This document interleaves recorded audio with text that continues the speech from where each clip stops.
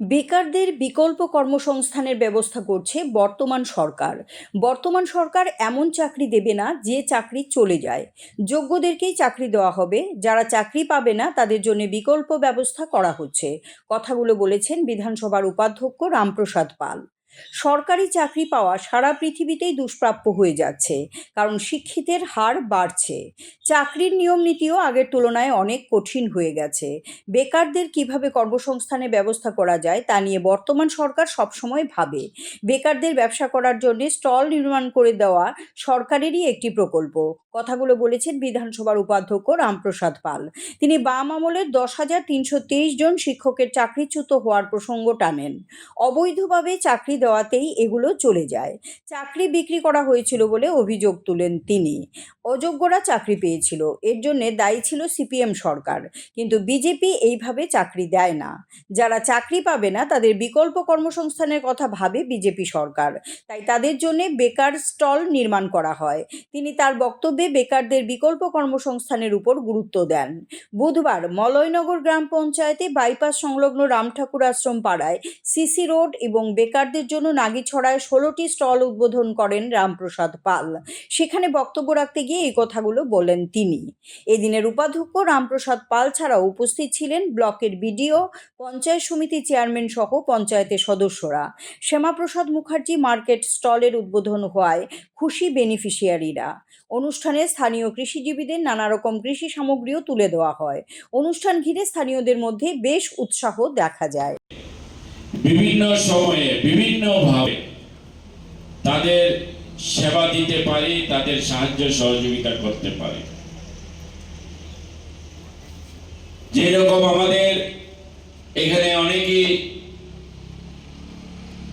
বেকার, যাদের ব্যবসা করার কোনো স্থান নেই, যাদের কোনো দোকান নেই, আমরা তাদের জন্য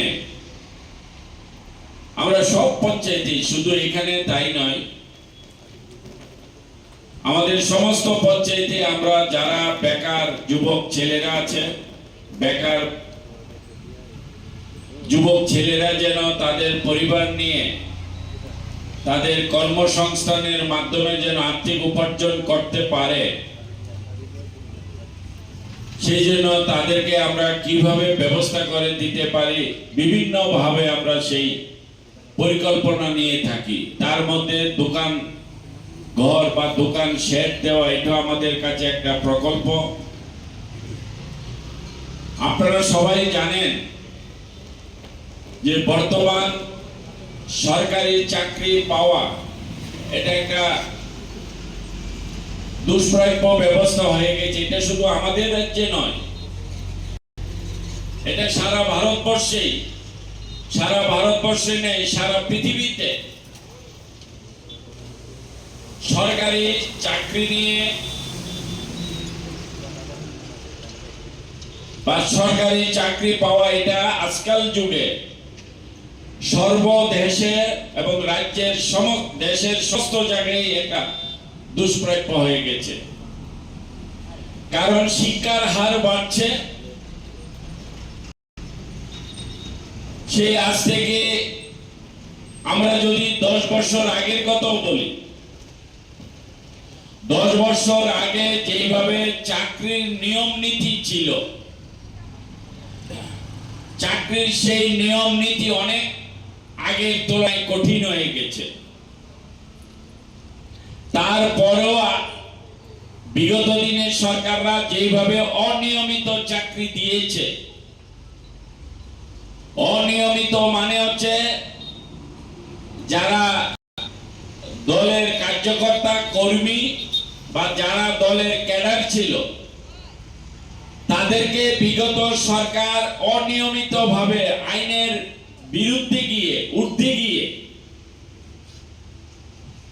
চাকরির যে রুলস আছে, নিয়ম আছে, সেই নিয়মের বাইরে গিয়ে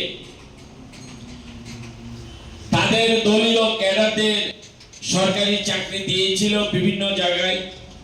আর আপনারা জানেন তার বিরুদ্ধে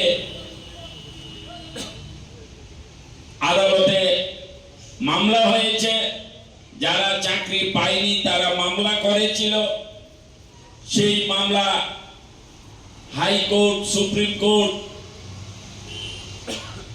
তারপরে এই মামলা যখন রায় বেরিয়েছিল, যারা চাকরি পেয়েছিল এগুলি অবৈধ চাকরি,